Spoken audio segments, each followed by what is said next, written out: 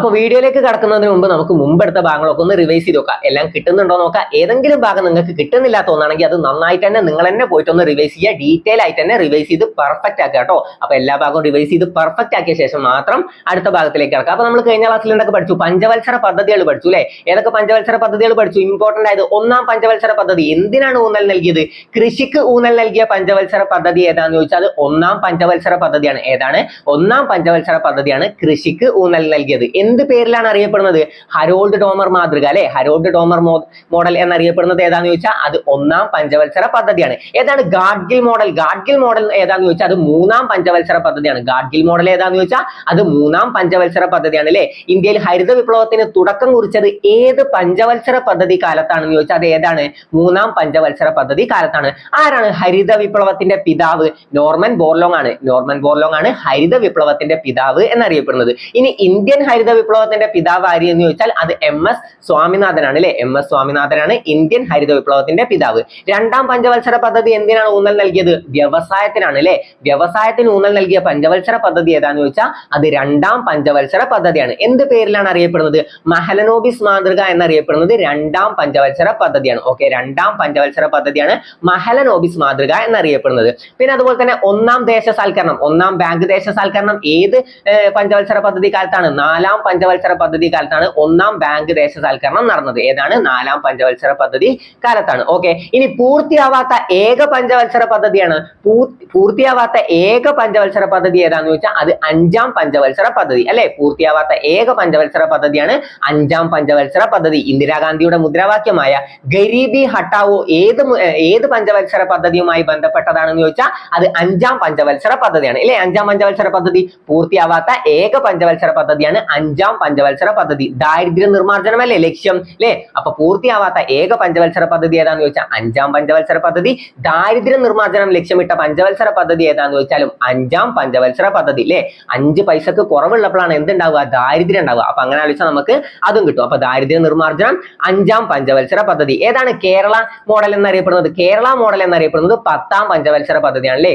Kerala model എന്നറിയപ്പെടുന്നത് 10ാം പഞ്ചവത്സര പദ്ധതി. അതുപോലെ തന്നെ ജനകീയ പദ്ധതി എന്നറിയപ്പെടുന്നത് ഏതാണ്? ജനകീയ പദ്ധതി എന്നറിയപ്പെടുന്നത് ഏതാന്ന് ചോദിച്ചാൽ അത് 9ാം പഞ്ചവത്സര പദ്ധതിയാണ്. എല്ലാ ഭാഗവും കിട്ടുന്നുണ്ടല്ലോ. ഹരിത വിപ്ലവത്തിന്റെ പിതാവിനെ പഠിക്കണം. ആരാണ് ഹരിത വിപ്ലവത്തിന്റെ പിതാവ്? നോർമൻ ബോർലോങ് ആണ് അല്ലെ? ഹരിത വിപ്ലവത്തിന്റെ പിതാവ് ആരാന്ന് ചോദിച്ചാൽ നോർമൻ ബോർലോങ്. ഇന്ത്യൻ ഹരിത വിപ്ലവത്തിന്റെ പിതാവ് ആരാന്ന് ചോദിച്ചാൽ അത് ആരാണ്? MS സ്വാമിനാഥനാണ്. MS സ്വാമിനാഥനാണ് ഇന്ത്യൻ ഹരിത വിപ്ലവത്തിന്റെ പിതാവ്. പിന്നെ നമ്മൾ നദികൾ പഠിച്ചിരുന്നില്ലേ? ഏതാണ് കേരളത്തിലെ ഏറ്റവും വലിയ നദി? കേരളത്തിൽ ഏറ്റവും വലിയ നദി ഏതാന്ന് ചോദിച്ചാൽ അത് പെരിയാർ ആണ് അല്ലെ? കേരളത്തിലെ ഏറ്റവും വലിയ നദി ഏതാന്ന് ചോദിച്ചാൽ അത് പെരിയാർ. കേരളത്തിലെ ഏറ്റവും വലിയ രണ്ടാമത്തെ നദി ഏതാന്ന് ചോദിച്ചാൽ അതേതാണ്? അത് ഭാരതപ്പുഴയാണ്.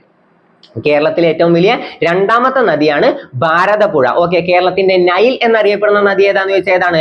ഭാരതപ്പുഴയാണ് അല്ലെ? നിള എന്നറിയപ്പെടുന്ന നദി ഏതാണ്? അത് ഭാരതപ്പുഴയാണ്. ആരാണ് നിളയുടെ കഥാകാരൻ? നിളയുടെ കഥാകാരൻ എന്നറിയപ്പെടുന്നത് MT വാസുദേവൻ നായരാണ്. കുറെ വട്ടം നമ്മൾ റിപ്പീറ്റ് ചെയ്ത കാര്യമാണ്, മറന്നിട്ടുണ്ടാവില്ലല്ലോ. നിളയുടെ കഥാകാരൻ എന്നറിയപ്പെടുന്നത് MT, കുട്ടനാടിന്റെ കഥാകാരൻ എന്നറിയപ്പെടുന്നത് തകഴി, കോഴിക്കോടിന്റെ കഥാകാരൻ എന്നറിയപ്പെടുന്നതാണ് SK പൊറ്റക്കാട് അല്ലെ? SK പൊറ്റക്കാടാണ് കോഴിക്കോടിന്റെ കഥാകാരൻ എന്നറിയപ്പെടുന്നത്. എല്ലാം ഓർമ്മ നിൽക്കുന്നുണ്ടല്ലോ. അപ്പൊ നദികൾ ഏതൊക്കെയാണ്? ഏറ്റവും വലിയ നദി ഏതാന്ന് ചോദിച്ചാൽ പെരിയാറാണ്. ഏറ്റവും വലിയ ജലവൈദ്യുത പദ്ധതി ഏതാണ്? അത് ഇടുക്കി ജലവൈദ്യുത പദ്ധതിയാണ്. ഇടുക്കി ജലവൈദ്യുത പദ്ധതിയാണ് ഏറ്റവും വലിയ ജലവൈദ്യുത പദ്ധതി. മറന്നുപോയത്, ഏറ്റവും വലിയ ജലവൈദ്യുത പദ്ധതിയാണ് ഇടുക്കി ജലവൈദ്യുത പദ്ധതി. ഏറ്റവും കൂടുതൽ ജലവൈദ്യുത പദ്ധതികളുള്ള നദി ഏതാന്ന് ചോദിച്ചാലും പെരിയാറാണ് അല്ലെ? ഏറ്റവും വലിയ നദി ഏതാന്ന് ചോദിച്ചാലും ഏറ്റവും കൂടുതൽ ജലവൈദ്യുത പദ്ധതികളുള്ള നദി ഏതാന്ന് ചോദിച്ചാലും ഏറ്റവും കൂടുതൽ പോഷക നദികളുള്ള കേരളത്തിലെ നദി ഏതാന്ന് ചോദിച്ചാലും പെരിയാറാണ് അല്ലെ? ഏറ്റവും കൂടുതൽ പോഷക നദികളുള്ള നദിയും പെരിയാറാണ്. ശങ്കരാചാര്യർ പൂർണ്ണ എന്നും കൗടില്യന്റെ അർത്ഥശാസ്ത്രത്തിൽ ചൂർണി എന്നും ശങ്കരാചാര്യർ പൂർണ്ണ എന്നും വിശേഷിപ്പിച്ചത്. കൗടില്യന്റെ അർത്ഥശാസ്ത്രത്തിൽ ചൂർണി എന്നും, കൗടില്യൻ ആരാണ്? ചാണക്യനാണ് കൗടില്യൻ എന്നറിയപ്പെടുന്നത്. കൗടില്യന്റെ അർത്ഥശാസ്ത്രത്തിൽ ചൂർണി എന്നും ശങ്കരാചാര്യർ പൂർണ്ണ എന്നും വിശേഷിപ്പിച്ച നദി ഏതാന്ന് ചോദിച്ചാൽ അത് പെരിയാറിലാണ്. ഇനി 99-ലെ വെള്ളപ്പൊക്കം നടന്ന വർഷം എപ്പോഴാണ്? 1924-ലാണ് 99-ലെ വെള്ളപ്പൊക്കം നടന്നത്. അപ്പൊ 99-ലെ വെള്ളപ്പൊക്കം നടന്ന വർഷം എപ്പോഴാന്ന് ചോദിച്ചാൽ 1924-ലാണ്. ഓക്കെ, അപ്പൊ ഏറ്റവും വലിയ നദി നമ്മൾ പഠിച്ചു, ഏറ്റവും വലിയ രണ്ടാമത്തെ നദി നമ്മൾ പഠിച്ചു. പിന്നെ അതുപോലെ തന്നെ ഏതാണ്? തിരുവിതാംകൂറിന്റെ ജീവനാഡി എന്നറിയപ്പെടുന്നത് എന്നറിയപ്പെടുന്ന നദി ഏതാണ്? അത് പമ്പയാണ് അല്ലെ. തിരുവിതാംകൂറിന്റെ ജീവനാഡി എന്നറിയപ്പെടുന്ന നദി ഏതാന്ന് ചോദിച്ചാൽ അത് പമ്പയാണ്. ഏതാണ് പമ്പയുടെ ദാനം എന്നറിയപ്പെടുന്ന സ്ഥലം ഏതാണ്? അത് കുട്ടനാടാണ്. പമ്പയുടെ ദാനം എന്നറിയപ്പെടുന്ന സ്ഥലമാണ് കുട്ടനാട്. ആരാണ് കുട്ടനാടിന്റെ കഥാകാരൻ? അത് തകഴിയാണ് അല്ലെ. പമ്പയുടെ ദാനം എന്നറിയപ്പെടുന്നത് സ്ഥലം ഏതാന്ന് ചോദിച്ചാൽ അത് കുട്ടനാടാണ്. ഓക്കെ, ഏറ്റവും ചെറിയ നദി ഏതാണ്? എത്ര കിലോമീറ്ററിൽ കൂടുതലുള്ളതാണ് നമ്മൾ നദിയായിട്ട് കണക്കാക്കുന്നത്? 15 കിലോമീറ്ററിൽ കൂടുതലുള്ളതൊക്കെ നദികളാണ്. അപ്പൊ 16 കിലോമീറ്ററിൽ ഒരു നദി ഇല്ലേ? ഏതാണ്? മഞ്ചേശ്വരം പുഴ. ഏറ്റവും ചെറിയ നദി ഏതാന്ന് ചോദിച്ചാൽ അത് മഞ്ചേശ്വരം പുഴയാണ് അല്ലെ. പിന്നെ അതുപോലെ തന്നെ ഏതാണ്? കുറ്റ്യാടിപ്പുഴ, മഞ്ഞ നദി, കേരളത്തിന്റെ മഞ്ഞ നദി എന്നറിയപ്പെടുന്ന ഏതാന്ന് ചോദിച്ചാൽ അത് കുറ്റ്യാടിപ്പുഴയാണ് അല്ലെ. കേരളത്തിന്റെ മഞ്ഞ നദി ഏതെന്ന് ചോദിച്ചാൽ അത് കുറ്റ്യാടിപ്പുഴ. പിന്നെ നമ്മൾ ഏതൊക്കെ പഠിച്ചു? ഏറ്റവും ചെറിയ നദി നമുക്ക് കിട്ടി, പിന്നെ ഏറ്റവും വലിയ നദിയും കിട്ടി, ഏറ്റവും വലിയ രണ്ടാമത്തെ നദിയും കിട്ടി. ഓക്കെ, ഇംഗ്ലീഷ് ചാനൽ എന്നറിയപ്പെടുന്ന നദി ഏതാണ്? അത് മയ്യഴി പുഴയാണ് അല്ലെ. ആരാണ് മയ്യഴി ഗാന്ധി? IK കുമാരൻ മാസ്റ്റർ ആണ്. IK കുമാരൻ മാസ്റ്റർ ആണ് മയ്യഴി ഗാന്ധി എന്നറിയപ്പെടുന്നത്. കേരള ഗാന്ധി ആരാന്ന് ചോദിച്ചാൽ K കേളപ്പൻ. അതിർത്തി ഗാന്ധി ആരാന്ന് ചോദിച്ചാൽ ഖാൻ അബ്ദുൽ ഗാഫർ ഖാൻ. ഓക്കെ, കിട്ടുന്നുണ്ടല്ലോ. പിന്നെ നമ്മൾ എന്തൊക്കെ പഠിച്ചു? തിരുവിതാംകൂർ പഠിച്ചപ്പോൾ നമ്മൾ അതിന്റെ ഇടയിൽ പറഞ്ഞിരുന്നു ആരാണ് തിരുവിതാംകൂറിന്റെ വന്ധ്യവയോധികൻ എന്നറിയപ്പെടുന്നത്? ആരാണ്? ബാരിസ്റ്റർ GP പിള്ളയാണ് തിരുവിതാംകൂറിന്റെ വന്ധ്യവയോധികൻ എന്നറിയപ്പെടുന്നത്. ഓക്കെ, കേരളത്തിന്റെ വന്ധ്യവയോധികൻ ആരാണ്? അത് KP കേശവ മേനോനാണ്. കേരളത്തിന്റെ വന്ധ്യവയോധികൻ ആരാന്ന് ചോദിച്ചാൽ KP കേശവ മേനോൻ. ഇന്ത്യയുടെ വന്ധ്യവയോധികൻ ആരാന്ന് ചോദിച്ചാൽ അത് ആരാണ്? ദാദാഭായ് നവറോജിയാണ് ഇന്ത്യയുടെ വന്ധ്യവയോധികൻ എന്നറിയപ്പെടുന്നത്. ഇന്നത്തെ ക്ലാസ്സിൽ നമ്മൾ അദ്ദേഹത്തെ കുറിച്ചാണ് പഠിക്കാൻ പോകുന്നത്. അപ്പൊ ഇന്ത്യയുടെ വന്ധ്യവയോധികൻ എന്നറിയപ്പെടുന്നത് ആരാന്ന് ചോദിച്ചാൽ ദാദാഭായ് നവറോജി. കേരളത്തിന്റെ വന്ധ്യവയോധികൻ ആരാന്ന് ചോദിച്ചാൽ അതാരാണ്? കേരളത്തിന്റെ വന്ധ്യവയോധികൻ KP കേശവ മേനോൻ. തിരുവിതാംകൂറിന്റെ വന്ധ്യവയോധികൻ ആരാന്ന് ചോദിച്ചാൽ ബാരിസ്റ്റർ GP പിള്ള. ഗാന്ധിജിയുടെ ആത്മകഥയിൽ പരാമർശിച്ചിട്ടുള്ള ഏക മലയാളി ആരാന്ന് ചോദിച്ചാലും ബാരിസ്റ്റർ GP പിള്ളയാണ് അല്ലെ. മലയാളി മെമ്മോറിയലിന് നേതൃത്വം നൽകിയത് ആരാണ്? 1891 മലയാളി മെമ്മോറിയലിന് നേതൃത്വം നൽകിയത് ആരാന്ന് ചോദിച്ചാലും ബാരിസ്റ്റർ GP പിള്ളയാണ്. തിരുവിതാംകൂറുകാർക്ക് എന്ന മുദ്രാവാക്യം എന്തുമായി ബന്ധപ്പെട്ടതാണെന്ന് ചോദിച്ചാൽ അത് മലയാളി മെമ്മോറിയൽ ആണ് അല്ലെ. വട്ടത്തൊപ്പിക്കാരെ പുറത്താക്കുക എന്ന മുദ്രാവാക്യം എന്തുമായി ബന്ധപ്പെട്ടതാണ്? അത് കുറിച്യ കലാപം അല്ലെ. കുറിച്യ കലാപവുമായി ബന്ധപ്പെട്ടതാണ് വട്ടത്തൊപ്പിക്കാരെ പുറത്താക്കുക. വട്ടത്തൊപ്പിക്കാരെ പുറത്താക്കുക കുറിച്യ കലാപവുമായി ബന്ധപ്പെട്ടതാണ്. ഇനി കുറിച്യ കലാപത്തിന് നേതൃത്വം നൽകിയത് ആരാണ്? അത് രാമൻ നമ്പി അഥവാ രാമനമ്പിയാണ് കുറിച്യ കലാപത്തിന് നേതൃത്വം നൽകിയത്. 1812 കുറിച്യ കലാപം നടക്കുന്നത്. എന്താണ് മുദ്രാവാക്യം? വട്ടത്തൊപ്പിക്കാരെ പുറത്താക്കുക. ഓക്കെ, വട്ടത്തൊപ്പിക്കാരെ പുറത്താക്കുക. ഇനി അമേരിക്കൻ മോഡൽ അറബിക്കടലിൽ എന്ന മുദ്രാവാക്യം ഏതുമായി ബന്ധപ്പെട്ടതാണ്? അമേരിക്കൻ മോഡൽ അറബിക്കടലിൽ ഏതുമായി ബന്ധപ്പെട്ട മുദ്രാവാക്യമാണ്? പുന്നപ്ര വയലാർ സമരം. അമേരിക്കൻ മോഡൽ അറബിക്കടലിൽ എന്ന മുദ്രാവാക്യം ഏത് സമരവുമായി ബന്ധപ്പെട്ടതാണെന്ന് ചോദിച്ചാൽ അത് പുന്നപ്ര വയലാർ സമരം. എല്ലാം കിട്ടുന്നുണ്ടല്ലോ. എല്ലാ ഭാഗവും പെർഫെക്റ്റ് അല്ലേ? കേരളത്തിൽ ബ്രിട്ടീഷുകാർക്കെതിരെ നടന്ന ആദ്യ സംഘടിത കലാപം ഏതാണ്? അത് ആറ്റിങ്ങൽ കലാപം. കേരളത്തിൽ ബ്രിട്ടീഷുകാർക്കെതിരെ നടന്ന ആദ്യ കലാപം ഏതാന്ന് ചോദിച്ചാൽ അത് അഞ്ചുതെങ്ങ് കലാപമാണ് അല്ലെ. അഞ്ചുതെങ്ങ് കലാപം. അഞ്ചുതെങ്ങിൽ കോട്ട പണി കഴിക്കാൻ ആരാണ് അനുമതി നൽകിയത്? അത് ആറ്റിങ്ങൽ ഉമയമ്മ റാണിയാണ് അല്ലെ. അഞ്ചുതെങ്ങിൽ കോട്ട പണിയാൻ ബ്രിട്ടീഷുകാർക്ക് അനുമതി നൽകിയത് ആരാന്ന് ചോദിച്ചാൽ അത് ആറ്റിങ്ങൽ ഉമയമ്മ റാണിയാണ്. ഓക്കെ, എപ്പോഴാണ് അഞ്ചുതെങ്ങിൽ കോട്ട പണിതത്?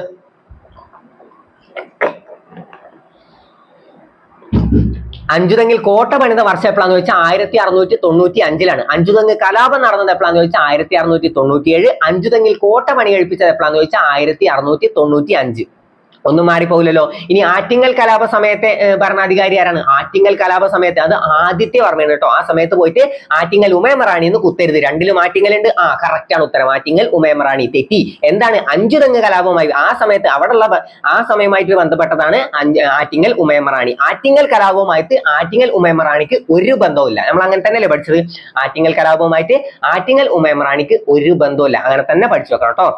അപ്പൊ ഓക്കെ ആണല്ലോ. അപ്പൊ നമുക്ക് അടുത്ത ഭാഗം നോക്കാം. ഇന്ന് പഠിക്കാനുള്ള ഭാഗങ്ങളിലേക്ക് കിടക്കാം. ഇന്ന് ആദ്യം നമുക്ക് ദാദാഭായ് നവറോജിയെ പറ്റി പഠിക്കാം. ദാദാഭായ് നവറോജി ഇന്ത്യയുടെ വന്ധ്യവയോധികൻ എന്നറിയപ്പെടുന്നത് ആരാണ്? ഇന്ത്യയുടെ വന്ധ്യവയോധികൻ എന്നറിയപ്പെടുന്നത് ആരാന്ന് ചോദിച്ചാൽ അത് ദാദാഭായ് നവറോജിയാണ്. ഇന്ത്യയുടെ വന്ധ്യവയോധികൻ ദാദാഭായ് നവറോജി. ഇന്ത്യൻ എക്കണോമിക്സിന്റെ പിതാവ് ആരാന്ന് ചോദിച്ചാൽ അതാരാണ്? ഇന്ത്യൻ എക്കണോമിക്സിന്റെ പിതാവ് ആരാന്ന് ചോദിച്ചാൽ അത് ദാദാഭായ് നവറോജിയാണ്.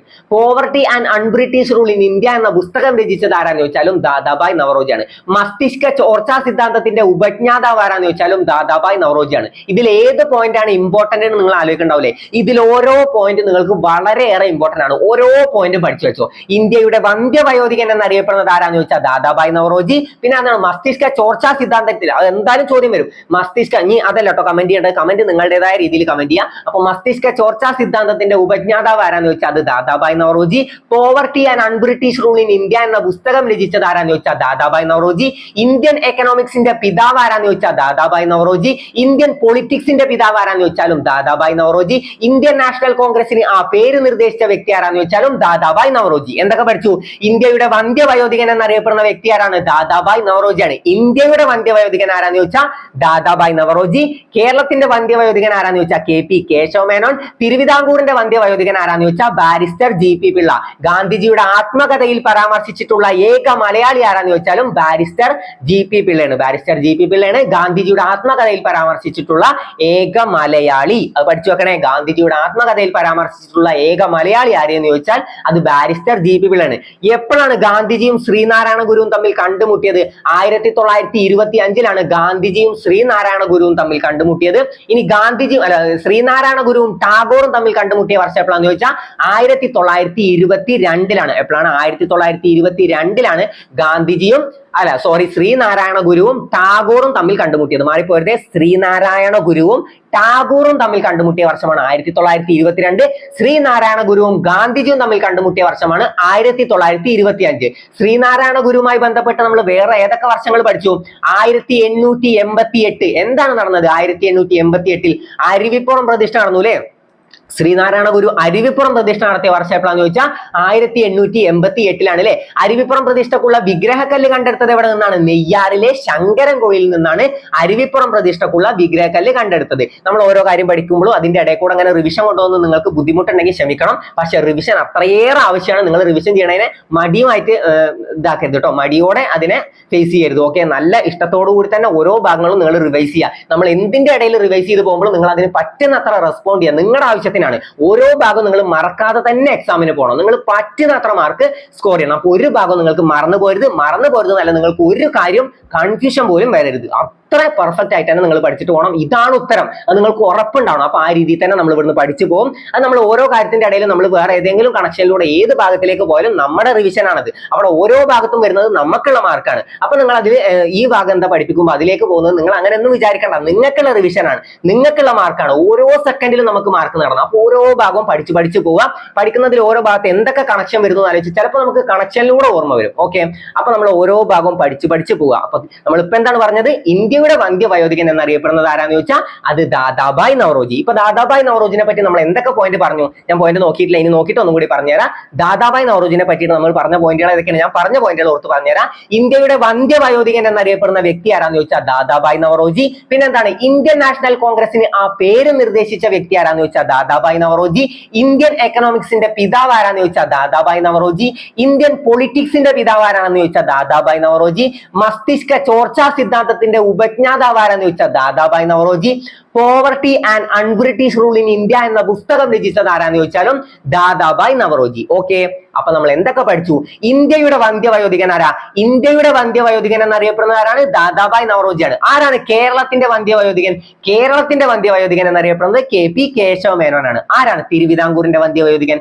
അദ്ദേഹമല്ലേ ഗാന്ധിജിയുടെ ആത്മകഥയിൽ പരാമർശിച്ചിട്ടുള്ള ഏക മലയാളി? അപ്പൊ ആരാണ് അദ്ദേഹം? അദ്ദേഹമല്ലേ മലയാളി മെമ്മോറിയലിന് നേതൃത്വം നൽകിയത്? ആരാണ് അദ്ദേഹം? ആരാണ്? ബാരിസ്റ്റർ GP പിള്ളയാണ് തിരുവിതാംകൂറിന്റെ വന്ധ്യവയോധികൻ എന്നറിയപ്പെടുന്നത്. അപ്പൊ തിരുവിതാംകൂറിന്റെ വന്ധ്യവയോധികനെ നമ്മൾ പഠിച്ചു, കേരളത്തിന്റെ വന്ധ്യവയോധികനെ നമ്മൾ പഠിച്ചു, ഇന്ത്യയുടെ വന്ധ്യവയോധികനെ നമ്മൾ പഠിച്ചു. ഓക്കെ അല്ലേ? പെർഫെക്റ്റ് അല്ലേ? അപ്പൊ പിന്നെ എന്തൊക്കെ നമ്മൾ പോയിന്റ് പഠിച്ചു? ഇന്ത്യൻ എക്കണോമിക്സിന്റെ പിതാവാണ് അല്ലെ? ഇന്ത്യൻ സാമ്പത്തിക ശാസ്ത്രത്തിന്റെ പിതാവ് ആരാന്ന് ചോദിച്ചാലും ദാദാഭായ് നവറോജിയാണ്. ഇനി ഇന്ത്യൻ സാമ്പത്തിക ആസൂത്രണത്തിന്റെ പിതാവ് ആരാ? ഞാൻ പറഞ്ഞിരുന്നു രണ്ടും മാറിപ്പോരുത്. ഇന്ത്യൻ സാമ്പത്തിക ശാസ്ത്രത്തിന്റെ പിതാവ് ആരാന്ന് ചോദിച്ചാൽ ദാദാഭായ് നവറോജിയാണ്. ഇന്ത്യൻ സാമ്പത്തിക ആസൂത്രണത്തിന്റെ പിതാവ് ആരാന്ന് ചോദിച്ചാൽ അതാരാണ്? ഇന്ത്യൻ സാമ്പത്തിക ആസൂത്രണത്തിന്റെ പിതാവ് M വിശ്വേശ്വരയ്യാണ്. ഓക്കെ, അപ്പൊ ഇന്ത്യൻ സാമ്പത്തിക ശാസ്ത്രത്തിന്റെ പിതാവ് ആരാണ്? ദാദാഭായ് നവറോജി. ഇന്ത്യൻ സാമ്പത്തിക ആസൂത്രണത്തിന്റെ പിതാവ് ആരാണ്? M വിശ്വേശ്വരയ്യ. ഓക്കെ, അപ്പൊ ഇന്ത്യൻ സാമ്പത്തിക ശാസ്ത്രത്തിന്റെ പിതാവ് ദാദാഭായ് നവറോജി, ഇന്ത്യൻ സാമ്പത്തിക ആസൂത്രണത്തിന്റെ പിതാവ് ആരാന്ന് വെച്ചാൽ M വിശ്വേശ്വരയ്യ. ഓരോ ഭാഗം നമ്മൾ റിപ്പീറ്റ് ചെയ്തിട്ട് തന്നെ പോകണം. റിപ്പീറ്റ് ചെയ്ത് നമ്മൾ പഠിച്ച് പെർഫെക്റ്റ് ആക്കിയിട്ട് പോകണം. നിങ്ങളോട് എനിക്കൊരു കാര്യം ഷെയർ ചെയ്യണ്ടായിരുന്നു. ഈ അടുത്ത് എനിക്കൊരു മെസ്സേജ് വന്നിരുന്നു. കഴിഞ്ഞ ദിവസം എനിക്കൊരു മെസ്സേജ് വന്നിരുന്നു. ഒരു ചേച്ചി എനിക്ക് മെസ്സേജ് അയച്ചിരുന്നു. അവരുടെ കുട്ടി LKG പഠിക്കുന്ന ഒരു കുട്ടിയാണ്. നമ്മൾ പയറിന്റെ സങ്കര ഇനങ്ങൾ പഠിച്ചൊരു ഓർമ്മ ഉണ്ടോ നമുക്ക്? ലോല, മാലിക, ഭാഗ്യലക്ഷ്മി, ജ്യോതിക, അങ്ങനെ നമ്മൾ പാട്ടിലൂടെ പഠിച്ചൊരു ഓർമ്മ ഉണ്ടോ? ഇല്ലേ, പയറിന്റെ സങ്കരയിനങ്ങൾ നിങ്ങൾക്കൊക്കെ ഓർമ്മ നിൽക്കുന്നുണ്ട്, ഓർമ്മ നിൽക്കണം. ആ ചേച്ചി അയച്ച മെസ്സേജ് ഇതാണ്. അവരുടെ LKG പഠിക്കുന്ന കുട്ടി ഇത് പഠിച്ചു. പയറിന്റെ സങ്കരയിനങ്ങൾ ചേച്ചി ക്ലാസ് കണ്ടുകൊണ്ടിരിക്കുന്നു. അപ്പൊ ആ കുട്ടി അതും കേട്ടിട്ട് കുട്ടിയും അത് പഠിച്ചു. അപ്പൊ LKG പഠിക്കുന്നത് എനിക്ക് ശരിക്കും അന്ന് കണ്ടതിൽ എനിക്ക് ഏറ്റവും സന്തോഷം ഉണ്ടാക്കിയ കാര്യമാണത്, ആ മെസ്സേജ്. LKG പഠിക്കുന്ന ഒരു കുട്ടി നമ്മുടെ പയറിന്റെ സങ്കരയിനങ്ങൾ അത് പഠിച്ചല്ലോ, അതെങ്കിലും അത് പഠിച്ചല്ലോ. അതിപ്പോ പഠിച്ചിട്ട് എന്തിനാണെന്ന് ആലോചിക്കണ്ടാവില്ല, എന്നാലും അത് കേട്ടിട്ടായാലും ആ കുട്ടി അത് പഠിച്ചല്ലോ. LKG പഠിക്കുന്ന ഒരു കുട്ടി. ഇവിടെ എനിക്കുള്ള മെസ്സേജ് മാത്രമല്ല, നിങ്ങൾക്കും കൂടിയുള്ള ഒരു മെസ്സേജ് ഉണ്ട്. എന്താണ്? LKG പഠിക്കുന്ന ഒരു കുട്ടിക്കടക്കം അത് കിട്ടി. ഇനി നിങ്ങൾക്കത് മറന്നുപോകുമോ? ഇല്ല, അവിടുന്നുള്ള ഒരു മാർക്കും, അങ്ങനെയുള്ള ഒരു മാർക്കും നിങ്ങൾക്ക് അറിയരുത്. അപ്പൊ അത്ര പെർഫെക്റ്റ് ആയിട്ടാണ് നമ്മൾ പഠിച്ചു വന്നത്. LKG പഠിക്കുന്ന കുട്ടിക്കടക്കം അത് കിട്ടി, നിങ്ങൾക്ക് എന്തുകൊണ്ട് കിട്ടൂല? അപ്പൊ നിങ്ങൾക്ക് അത് കിട്ടണം. ഓരോ ഭാഗം പെർഫെക്റ്റ് ആയിട്ട് തന്നെ പഠിച്ചിട്ട് പോകും. നമ്മൾ അത്ര സിമ്പിൾ ആക്കിയിട്ടല്ലേ പഠിപ്പിക്കുന്നത്. നല്ല സന്തോഷം ഉണ്ടാക്കിയ ഒരു മെസ്സേജ് ആണ്, അതുകൊണ്ടാണ് ഞാൻ നിങ്ങളോട് പങ്കുവെച്ചത്. അതുപോലെ തന്നെ നിങ്ങൾക്കോടൊരു മെസ്സേജ് ഇല്ലേ, എന്താണ്? നിങ്ങൾ ഒന്നും പഠിക്കാതെ പോരുത്. ആ കുട്ടിക്കടക്കം പഠിക്കാൻ പറ്റുന്നുണ്ട്, അപ്പൊ നിങ്ങൾക്കും പഠിക്കാം അല്ലേ? അപ്പൊ നിങ്ങൾക്കും പഠിക്കാം. അപ്പൊ നമ്മൾ എന്താണ് പറഞ്ഞത്? ഇന്ത്യയുടെ വന്ധ്യവൈദികനെ നമ്മൾ പറഞ്ഞു. പിന്നെ ഇപ്പൊ എന്താണ് പറഞ്ഞത്? ഇന്ത്യൻ സാമ്പത്തിക ശാസ്ത്രത്തിന്റെ പിതാവ് ആരാന്ന് ചോദിച്ചാൽ അത് ദാദാഭായ് നവറോജി. ഇന്ത്യൻ സാമ്പത്തിക ആസൂത്രണത്തിന്റെ പിതാവ് ആരാന്ന് ചോദിച്ചാൽ അത് M വിശ്വേശ്വരയ്യ. ഇന്ത്യൻ എഞ്ചിനീയറിംഗിന്റെ പിതാവ് ആരാന്ന് ചോദിച്ചാലും M വിശ്വേശ്വരയ്യ. അതുപോലെ തന്നെ ഇന്ത്യൻ പൊളിറ്റിക്സിന്റെ പിതാവ് ആരാണ്? അത് ദാദാഭായ് നവറോജി. ഇപ്പൊ എന്തൊക്കെ പിതാക്കന്മാരെ പഠിച്ചു ഞാൻ പറഞ്ഞിട്ടുണ്ട്. നമ്മുടെയൊക്കെ പിതാവിനെ നമുക്ക് അറിയില്ലെങ്കിലും ഈ പിതാക്കന്മാരെ കുറിച്ചൊക്കെ നമുക്ക് അറിഞ്ഞിട്ടുണ്ടാവണം. എന്താണ്? ഇന്ത്യൻ സാമ്പത്തിക ശാസ്ത്രത്തിന്റെ പിതാവ് ആരാന്ന് ചോദിച്ചാൽ ദാദാഭായ് നവറോജി. അതുപോലെ തന്നെ പിന്നെ എന്ത് പഠിച്ചു? ഇന്ത്യൻ പൊളിറ്റിക്സിന്റെ പിതാവ് ആരാന്ന് ചോദിച്ചാൽ ദാദാഭായ് നവറോജി. പിന്നെ M വിശ്വേശ്വരനെ പറ്റി എന്താ പഠിച്ചത്? ഇന്ത്യൻ സാമ്പത്തിക ആസൂത്രണത്തെ പിതാവ് ആരാന്ന് ചോദിച്ചാൽ അതാരാണ്? അത് M വിശ്വേശ്വരയ്യ. ഇന്ത്യൻ എഞ്ചിനീയറിംഗിന്റെ പിതാവ് ആരാന്ന് ചോദിച്ചാലും M വിശ്വേശ്വരയ്യ. ഇനി poverty and un-British rule in India എന്ന പുസ്തകം രചിച്ചത് ആരാന്ന് ചോദിച്ചാൽ ദാദാഭായ് നവറോജിയാണ്. Poverty and un-British rule in India എന്ന പുസ്തകം രചിച്ചത് ആരാണ്? ദാദാഭായ് നവറോജിയാണ്. ഓക്കെ, അപ്പൊ ഇന്ത്യൻ പൊളിറ്റിക്സിന്റെ പിതാവ്, ഇന്ത്യൻ എക്കണോമിക്സിന്റെ പിതാവ്, ഇന്ത്യയുടെ വന്ധ്യവയോധികൻ, ഇന്ത്യൻ നാഷണൽ കോൺഗ്രസിന് ആ പേര് നിർദ്ദേശിച്ച വ്യക്തി. ഓക്കെ, മസ്തിഷ്ക ചോർച്ചാ സിദ്ധാന്തത്തിന്റെ ഉപജ്ഞാതാവ് ആരാണ്? മസ്തിഷ്ക ചോർച്ചാ സിദ്ധാന്തത്തിന്റെ ഉപജ്ഞാതാവ് ദാദാഭായ് നവറോജിയാണ്. Okay, poverty and un-British rule in India എന്ന പുസ്തകം രചിച്ചത് ആരാന്ന് വെച്ചാലും ദാദാഭായ് നവറോജിയാണ്. Poverty and un-British rule in India എന്ന പുസ്തകം രചിച്ചത് ആരാണ്? ദാദാഭായ് നവറോജിയാണ്. ഇന്ത്യയുടെ ദേശീയ വരുമാനം ആദ്യമായി കണക്കാക്കിയ വ്യക്തി, ഇന്ത്യയുടെ ദേശീയ വരുമാനം ആദ്യമായി കണക്കാക്കിയത് ആരാന്ന് വെച്ചാൽ അത് ദാദാഭായ് നവറോജിയാണ്. ഇന്ത്യയുടെ ദേശീയ വരുമാനം ആദ്യമായി കണക്കാക്കിയത് ആരാണ്? ദാദാഭായ് നവറോജിയാണ്. ഇന്ത്യയുടെ ദേശീയ വരുമാനം ആദ്യമായി കണക്കാക്കിയത് ആരാണ്? ദാദാഭായ് നവറോജിയാണ്. ഇന്ത്യയുടെ ദേശീയ വരുമാനം ആദ്യമായി കണക്കാക്കിയത് ദാദാഭായ് നവറോജി. സ്വാതന്ത്ര്യത്തിന് ശേഷം ഇന്ത്യയുടെ ദേശീയ വരുമാനം കണക്കാക്കിയത് ആരാന്ന് വെച്ചാൽ PC മഹലനോബിസ്. അതുപോലെ തന്നെ ശാസ്ത്രീയമായിട്ട് ആരാണ് കണക്കാക്കിയതെന്ന് വെച്ചാൽ അത് VKRV Rao. Okay, VKRV Rao ആണ് ശാസ്ത്രീയമായിട്ട് കണക്കാക്കിയത്. ഓക്കെ, അപ്പൊ അതൊക്കെ കിട്ടിയല്ലോ. അപ്പൊ ഇന്ത്യയുടെ ദേശീയ വരുമാനം ആദ്യമായി കണക്കാക്കിയത്, അങ്ങനെയാണ് ചോദ്യം വരുന്നതെങ്കിൽ നമ്മുടെ ഉത്തരം എന്താണ്? ദാദാഭായ് നവറോജിയാണ്. ഇനി സ്വാതന്ത്ര്യത്തിന് ശേഷം ഇന്ത്യയുടെ ദേശീയ വരുമാനം ആദ്യമായി കണക്കാക്കിയത് ആരാണ്? മഹലനോബിസ് ആണ്. PC മഹലനോബിസ് ആണ്. ഏതാണ് മഹലനോബിസ് മാതൃക എന്നറിയപ്പെടുന്ന പഞ്ചവത്സര പദ്ധതി? രണ്ടാം പഞ്ചവത്സര പദ്ധതിയാണ് മഹലനോബിസ് മാതൃക എന്നറിയപ്പെടുന്നത് അല്ലെ? രണ്ടാം പഞ്ചവത്സര പദ്ധതിയാണ് മഹലനോബിസ് മാതൃക എന്നറിയപ്പെടുന്നത് അല്ലെ? രണ്ടാം പഞ്ചവത്സര പദ്ധതിയാണ് മഹലനോബിസ് മാതൃക. എന്തിനാണ് ഊന്നൽ നൽകിയത്? വ്യവസായത്തിന് ഊന്നൽ നൽകിയ പഞ്ചവത്സര പദ്ധതി ഏതാന്ന് ചോദിച്ചാൽ അത് രണ്ടാം പഞ്ചവത്സര പദ്ധതിയാണ്. ഓക്കെ, അപ്പൊ ഇന്ത്യയുടെ ദേശീയ വരുമാനം ആദ്യമായി കണക്കാക്കിയ വ്യക്തി ആരാന്ന് ചോദിച്ചാൽ അത് ദാദാഭായ് നവറോജിയാണ്. ബ്രിട്ടീഷ് പാർലമെന്റിൽ അംഗമായ ആദ്യ ഏഷ്യക്കാരൻ, ബ്രിട്ടീഷ് പാർലമെന്റിൽ അംഗമായ ആദ്യ ഏഷ്യക്കാരൻ ആരാന്ന് ചോദിച്ചാലും ദാദാഭായ് നവറോജിയാണ്. ഓക്കെ, ഇതുവരെ നിങ്ങൾക്ക് ക്ലിയർ അല്ലേ? അപ്പൊ നമ്മൾ എന്തൊക്കെ പഠിച്ചു? ആരാണ് ഇന്ത്യയുടെ വന്ധ്യവയോധികൻ എന്നറിയപ്പെടുന്നത്? ഇന്ത്യയുടെ വന്ധ്യവയോധികൻ എന്നറിയപ്പെടുന്നത് ആരാന്ന് വെച്ചാൽ ദാദാഭായ് നവറോജിയാണ്. പിന്നെ നമ്മൾ എന്തൊക്കെ പോയിന്റ് പഠിച്ചു? ഇനി നിങ്ങൾ മനസ്സിൽ പോയിന്റുകളൊക്കെ ഒന്ന് പറഞ്ഞാൽ നമ്മൾ പഠിച്ച പോയിന്റ് നിങ്ങൾ പറയും. നോക്കിയൊന്നും വായിക്കണ്ട, നിങ്ങൾ പോയിന്റുകൾ പറയും. എന്തൊക്കെ പഠിച്ചു? INCക്ക് എന്തോ ഒരു ബന്ധമുണ്ടല്ലോ. എന്താണ് INCക്ക്? ആ പേരിട്ടത് ആരാണ്? അപ്പൊ INCക്ക് ആ പേര് നിർദ്ദേശിച്ച, ഇന്ത്യൻ നാഷണൽ കോൺഗ്രസിന് ആ പേര് നിർദ്ദേശിച്ച വ്യക്തി ആരാന്ന് ചോദിച്ചാലും ദാദാഭായ് നവറോജിയാണ്. പിന്നെന്താണ്? ഇന്ത്യയുടെ വന്ധ്യവയോധികൻ എന്നറിയപ്പെടുന്നത് ആരാന്ന് ചോദിച്ചാലും ദാദാഭായ് നവറോജിയാണ്. പിന്നെ എന്തിന്റെയൊക്കെ പിതാവാണ്? അദ്ദേഹത്തിന്റെ മക്കളുടെ പിതാവാണ് അല്ലെ? അല്ല, നമ്മൾ എന്തിന്റെയൊക്കെ പിതാവാണ് നമ്മൾ പഠിച്ചു. എന്താണ്? സാമ്പത്തിക ശാസ്ത്രത്തിന്റെ, ഇന്ത്യൻ സാമ്പത്തിക ശാസ്ത്രത്തിന്റെ പിതാവ് ആരാന്ന് ചോദിച്ചാൽ അതാരാണ്? ദാദാഭായ് നവറോജിയാണ്. ഇന്ത്യൻ സാമ്പത്തിക ശാസ്ത്രത്തിന്റെ പിതാവ് ആരാന്ന് ചോദിച്ചാൽ ദാദാഭായ് നവറോജി. ആരാണ് ഇന്ത്യൻ സാമ്പത്തിക ആസൂത്രണത്തിന്റെ പിതാവ്? അത് M വിശ്വേശ്വരയ്യ. ഓക്കെ, ഇന്ത്യൻ സാമ്പത്തിക ശാസ്ത്രത്തിന്റെ പിതാവാണ് ദാദാഭായ് നവറോജി. പിന്നെ എന്തിന്റെ പിതാവാണ്? ഇന്ത്യൻ പൊളിറ്റിക്സിന്റെ പിതാവ് അല്ലെ ദാദാഭായ് നവറോജി? ഇന്ത്യൻ പൊളിറ്റിക്സിന്റെ പിതാവ് ആരാന്ന് ചോദിച്ചാലും ദാദാഭായ് നവറോജി. മസ്തിഷ്ക ചോർച്ചാ സിദ്ധാന്തത്തിന്റെ ഉപജ്ഞാതാവ് ആരാന്ന് ചോദിച്ചാലും ദാദാഭായ് നവറോജി അല്ലെ? മസ്തിഷ്ക ചോർച്ചാ സിദ്ധാന്തത്തിന്റെ ഉപജ്ഞാതാവ് ആരാണ്? Dadabhai Naoroji. Poverty and un-British rule in India എന്ന പുസ്തകം രചിച്ചത് ആരാന്ന് ചോദിച്ചാലും ദാദാഭായ് നവറോജിയാണ് അല്ലെ? Poverty and un-British rule in India എന്ന പുസ്തകത്തിന്റെ രചയിതാവ് ആരാണ്? ദാദാഭായ് നവറോജിയാണ്. മസ്തിഷ്ക ചോർച്ചാ സിദ്ധാന്തത്തിന്റെ ഉപജ്ഞാതാവ് ആരാന്ന് ചോദിച്ചാലും ദാദാഭായ് നവറോജിയാണ്. ബ്രിട്ടീഷ് പാർലമെന്റിൽ അംഗമായ ആദ്യ ഏഷ്യക്കാരനാണ് ആരാന്ന് ചോദിച്ചാലും ദാദാഭായ് നവറോജിയാണ്. ഇന്ത്യയുടെ ദേശീയ വരുമാനം ആദ്യമായി കണക്കാക്കിയ വ്യക്തി ആരാന്ന് ചോദിച്ചാലും ദാദാഭായ് നവറോജിയാണ്. ഓക്കെ, അപ്പൊ ഇത്ര കാര്യങ്ങൾ ക്ലിയർ ആയോ? ഇനി ഞാൻ ചോദ്യം ചോദിക്കട്ടെ, ആരാണ് ഇന്ത്യയുടെ വന്ധ്യവയോധികൻ? ഇന്ത്യയുടെ വന്ധ്യവയോധികൻ ആരാ? നമ്മളിപ്പോ പഠിച്ചു, ദാദാഭായ് നവറോജിയാണ്. ആരാണ് കേരളത്തിന്റെ വന്ധ്യവയോധികൻ? കേരളത്തിന്റെ വന്ധ്യവയോധികൻ ആരാ? ഉത്തരം നിങ്ങൾ പറയണേ. കേരളത്തിന്റെ വന്ധ്യവയോധികൻ ആരാ? നിങ്ങൾ മനസ്സിലായാലും അല്ലെങ്കിൽ ഒന്ന് വായിലൂടെ ആയാലും നിങ്ങൾ എങ്ങനെയെങ്കിലും ഒന്ന് റെസ്പോണ്ട് ചെയ്യുക. മനസ്സിൽ റെസ്പോണ്ട് ചെയ്താലും മതി, നിങ്ങൾക്ക് അത്രയും ബ്രെയിനിന് വർക്കൗട്ട് കിട്ടുകയാണ്. അപ്പൊ നിങ്ങൾ പറ്റുന്ന അത്രയും ആൻസർ ചെയ്യുക. ആരാണ് കേരളത്തിന്റെ വന്ധ്യവയോധികൻ? കേരളത്തിന്റെ വന്ധ്യവയോധികൻ KP കേശവമേനോനാണ്. ആരാണ് തിരുവിതാംകൂറിന്റെ വന്ധ്യവയോധികൻ? തിരുവിതാംകൂറിന്റെ വന്ധ്യവയോധികൻ എന്നറിയപ്പെടുന്നത് ആരാണ്? അദ്ദേഹമല്ലേ ഗാന്ധിജിയുടെ ആത്മകഥയിൽ പരാമർശിച്ചിട്ടുള്ള ഏക മലയാളി? അതാരാണ്? Barrister GP പിള്ളയാണ്. മലയാളി മെമ്മോറിയലിന് നേതൃത്വം നൽകിയത് ആരാന്ന് ചോദിച്ചാലും ബാരിസ്റ്റർ GP പിള്ളയാണ്. അല്ലെ? ഈഴവ മെമ്മോറിയലിന് നേതൃത്വം നൽകിയത് ആരാണ്? അത് ഡോക്ടർ പൽപ്പു ആണ്. അല്ലെ? ഈഴവ മെമ്മോറിയലിന് നേതൃത്വം നൽകിയത് ആരാന്ന് ചോദിച്ചാൽ അത് ഡോക്ടർ പൽപ്പു ആണ് കേട്ടോ. ഡോക്ടർ പൽപ്പു ആണ് ഈഴവ മെമ്മോറിയലിന് നേതൃത്വം നൽകിയത്. പിന്നെ നമ്മൾ എന്ത് പഠിച്ചു? വന്ധ്യവയോധികന്മാരൊക്കെ കിട്ടിയല്ലോ. പിന്നെ നമ്മൾ എന്ത് പഠിച്ചു? Poverty and un-British rule in India എന്ന പുസ്തകം രചിച്ചത് ആരാണ്? Poverty and un-British rule in India എന്ന പുസ്തകം രചിച്ചത് ആരാന്ന് ചോദിച്ചാൽ ദാദാഭായ് നവറോജി. മസ്തിഷ്ക ചോർച്ചാ സിദ്ധാന്തത്തിന്റെ ഉപജ്ഞാതാവ് ആരാന്ന് ചോദിച്ചാലും ദാദാഭായ് നവറോജി. ദാദാഭായ് നവറോജിനെ പറ്റിയിട്ട് ഇമ്പോർട്ടന്റ് ആയിട്ടുള്ള കാര്യങ്ങളൊക്കെ നിങ്ങൾക്ക് കിട്ടിയല്ലോ. പ്രധാനമായിട്ട് നമ്മൾ എന്തൊക്കെ പഠിക്കണം? പ്രധാനമായിട്ട് നമ്മൾ എല്ലാം പഠിക്കണം. ഓക്കെ, അപ്പൊ എല്ലാ പോയിന്റും കിട്ടുന്നുണ്ടല്ലോ. ഒരു വട്ടം കൂടി ഞാൻ ഒന്ന് റിവൈസ് ചെയ്യാം, എല്ലാം ഒന്ന് ഓർത്തെടുക്കാൻ വേണ്ടിയിട്ട് കേട്ടോ. എന്താണ് ഇന്ത്യയുടെ വന്ധ്യവയോധികൻ എന്നറിയപ്പെടുന്നത് ആരാന്ന് വെച്ചാൽ ദാദാഭായ് നവറോജി. മസ്തിഷ്ക ചോർച്ചാ സിദ്ധാന്തത്തിന്റെ ഉപജ്ഞാതാവ് ആരാന്ന് വെച്ചാൽ Dadabhai Naoroji. Poverty and un-British rule in India എന്ന പുസ്തകം രചിച്ചത് ആരാന്ന് വെച്ചാൽ ദാദാഭായ് നവറോജി. ഇന്ത്യൻ സാമ്പത്തിക ശാസ്ത്രത്തിന്റെ പിതാവ് ആരാന്ന് വെച്ചാൽ ദാദാഭായ് നവറോജി. ഇന്ത്യൻ പൊളിറ്റിക്സിന്റെ പിതാവ് ആരാന്ന് വെച്ചാലും ദാദാഭായ് നവറോജി. ഇന്ത്യയുടെ ദേശീയ വരുമാനം ആദ്യമായി കണക്കാക്കിയ വ്യക്തി ആരാന്ന് വെച്ചാലും ദാദാഭായ് നവറോജി. മസ്തിഷ്ക ചോർച്ചാ സിദ്ധാന്തം കിട്ടിയല്ലോ. പിന്നെ ബ്രിട്ടീഷ് പാർലമെന്റിൽ അംഗമായ ആദ്യ ഏഷ്യക്കാരൻ ആരാന്ന് ചോദിച്ചാലും ദാദാഭായ് നവറോജി. ഇന്ത്യൻ നാഷണൽ കോൺഗ്രസിന് ആ പേര് നിർദ്ദേശിച്ച വ്യക്തി ആരാന്ന് ചോദിച്ചാലും ദാദാഭായ് നവറോജി. അതുവരെ ക്ലിയർ അല്ലേ? പെർഫെക്റ്റ് അല്ലേ? അപ്പൊ നമുക്ക് അടുത്ത ഭാഗത്തിലേക്ക് കിടക്കാം. ദേശീയ മനുഷ്യാവകാശ കമ്മീഷൻ അല്ലെ? കമ്മീഷൻസ് ഒക്കെ വളരെ ഇമ്പോർട്ടന്റ് ആണ്. അതിൽ തന്നെ ദേശീയ മനുഷ്യാവകാശ കമ്മീഷൻ വളരെ ഇമ്പോർട്ടന്റ് ആണ്. ഓക്കെ, എന്നാണ് ദേശീയ മനുഷ്യാവകാശ കമ്മീഷൻ നിലവിൽ വന്നത്? 1993 ഒക്ടോബർ 12-നാണ്. എന്നാണ് 1993 ഒക്ടോബർ 12-നാണ് എന്ത് നിലവിൽ വന്നത്? ദേശീയ മനുഷ്യാവകാശ കമ്മീഷൻ നിലവിൽ വന്നത്. ഈ ഒക്ടോബർ 12-ന് തന്നെയാണ് വിവരാവകാശ കമ്മീഷനും നിലവിൽ വന്നത്. ഓക്കെ, അപ്പൊ 2005 ഒക്ടോബർ 12-ന് എന്ത് നിലവിൽ വന്നു? വിവരാവകാശ കമ്മീഷൻ നിലവിൽ വന്നു. അത് നമുക്ക് എങ്ങനെ പഠിക്കാം? വിവരാവകാശ കമ്മീഷൻ ഞങ്ങളുടെയൊക്കെ നാട്ടിൽ പറയുന്ന ഒരു ഡയലോഗാണ്, ഇവന് 5 പൈസയുടെ വിവരല്ല എന്നുള്ളത്. അല്ലെ? 5 പൈസയുടെ വിവരല്ല. അപ്പൊ എന്താണ്? 2005 വിവരല്ല. അതെന്താണ്? വിവരാവകാശ കമ്മീഷൻ. അത് നമുക്ക് വിവരാവകാശ കമ്മീഷൻ പഠിക്കുമ്പോൾ തന്നെ പഠിക്കാം. എന്നാലും നിങ്ങൾ ജസ്റ്റ് വർഷം ഒന്ന് അറിഞ്ഞു വെച്ചോ. എപ്പോഴാണ്? 2005 ഒക്ടോബർ 12. പിന്നെ നമ്മൾ എന്ത് പഠിച്ചു? 1993 ഒക്ടോബർ 12-നാണ് ദേശീയ മനുഷ്യാവകാശ കമ്മീഷൻ നിലവിൽ വന്നത്. ഓക്കെ, മനുഷ്യാവകാശ കമ്മീഷന്റെ ആപ്തവാക്യം എന്താണ്? സർവേ ഭവന്തു സുഖിന. സർവേ ഭവന്തു സുഖിന. സർവേ ഭവന്തു സുഖിന. ജസ്റ്റ് ഒന്ന് മനസ്സിലാക്കി വെച്ചോ. എന്താണ് ആപ്തവാക്യം?